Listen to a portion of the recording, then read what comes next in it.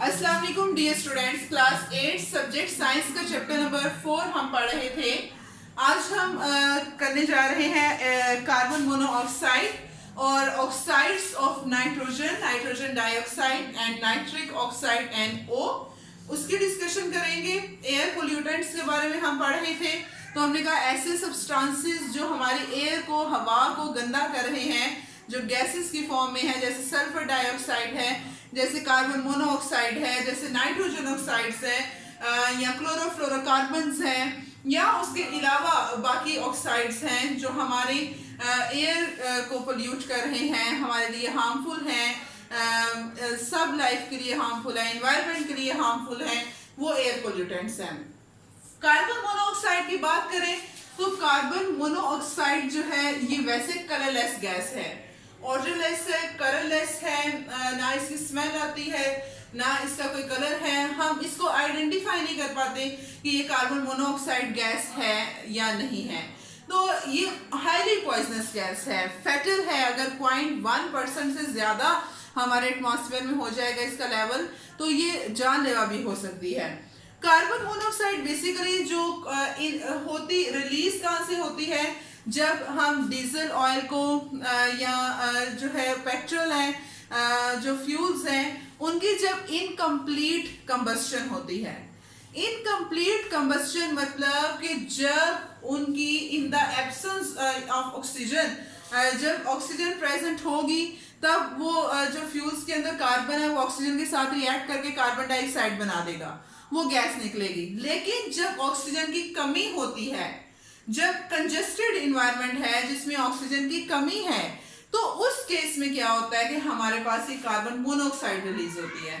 और ये carbon monoxide इतनी हार्मफुल है, सफोकेशन काज करती है और इंसान इसकी वजह से मर भी सकता है। जैसे कहते हैं कि आप सर्दियों में रात के टाइम पूरी रात हीटर नहीं जला के सोएं। क्यों? क्योंकि हीटर जलाया, रूम बंद है, उसमें ऑक्सीजन की कमी है।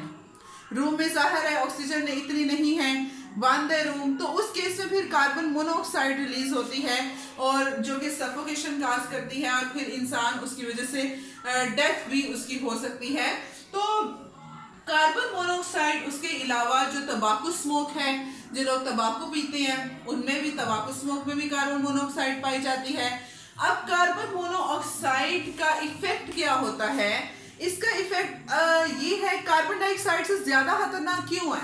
कार्बन डाइऑक्साइड ने जस्ट इतना करा दे कि वो हमारे ग्लोबल वार्मिंग काज कर रही है, एटमॉस्फेयर के टेम्परेचर को बढ़ा रही है। लेकिन कार्बन मोनोऑक्साइड क्या करती है, जब ये हमारे ब्लड में आती है, हमारी बॉडी में आती है, तो हमारे ब्लड के साथ मिल जाती है। जब ब्लड के साथ मिल जाती है तो जो ब्लड की ऑक्सीजन कैरिंग कैपेसिटी है, कि ब्लड ने ऑक्सीजन को कैरी करना है, ऑक्सीजन को एब्जॉर्ब करना है और फिर पूरी बॉडी में सर्कुलेट करना है, तो वो जो ब्लड की ऑक्सीजन कैरिंग कैपेसिटी है, कार्बन मोनोऑक्साइड गैस उसको कम कर देती है।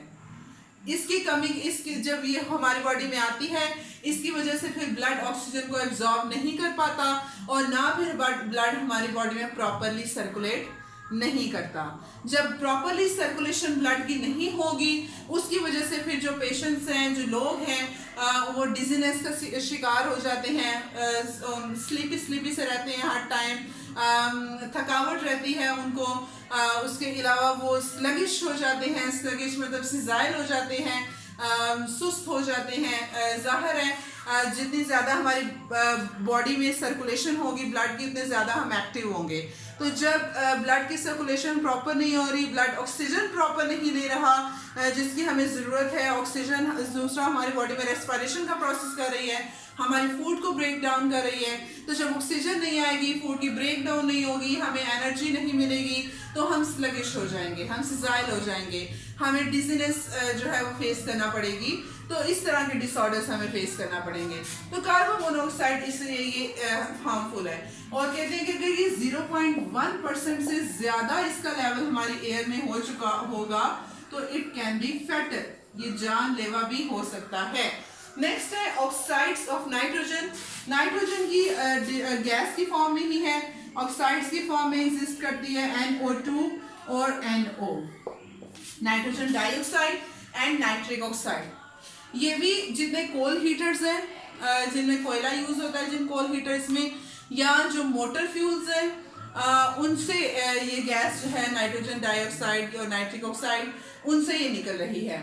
अब ये गैस जो है वैसे ये इस कलरलेस है, ओडरलेस भी है। कुछ गैस की जो है वो स्मेल आती है और बहुत बुरी स्मेल आती है, बैड स्मेल आती है।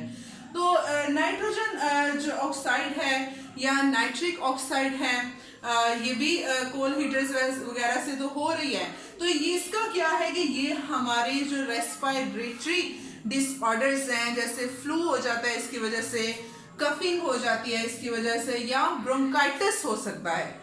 ब्रोंकाइटिस मतलब ऐसा रेस्पिरेटरी डिसऑर्डर जिसमें जो हमारी ब्रोंकाई हैं, जो हमारी रेस्पिरेटरी ट्यूब्स हैं, वो स्वेल कर जाती हैं, उनके अंदर म्यूकस फिल हो जाता है। और जो लोग रहते हैं इंडस्ट्रियल एरियाज के करीब रहते हैं, या जो इंडस्ट्रीज में काम कर रहे हैं, उनको ब्रोंकाइटिस ज़्यादा फेस करना पड़ता है। अक्यूट ब्रोंकाइटिस जो उनको फेस करना पड़ता है उन लोगों को, क्योंकि वो कॉन्टिन्यूसली जो है वो एक्सपोज हो रहे हैं to the oxides of nitrogen, जिसकी वजह से फिर उनमें डेफिशिएंसी आ जाती है, उनकी वजह से उनकी ब्रोंकाई स्वेल कर जाते हैं, जो कि बहुत हार्मफुल है। तो that was all about carbon monoxide and oxides of nitrogen. कल हम क्लोरोफ्लोरोकार्बन्स के बारे में पढ़ेंगे कि वो भी इफेक्ट करते हैं, एयर पोल्यूशन काज करते हैं, and how they are causing air pollution. बहुत मेजर रोल है उनका एयर पोल्यूशन में, बहुत ज़्यादा खतरनाक है।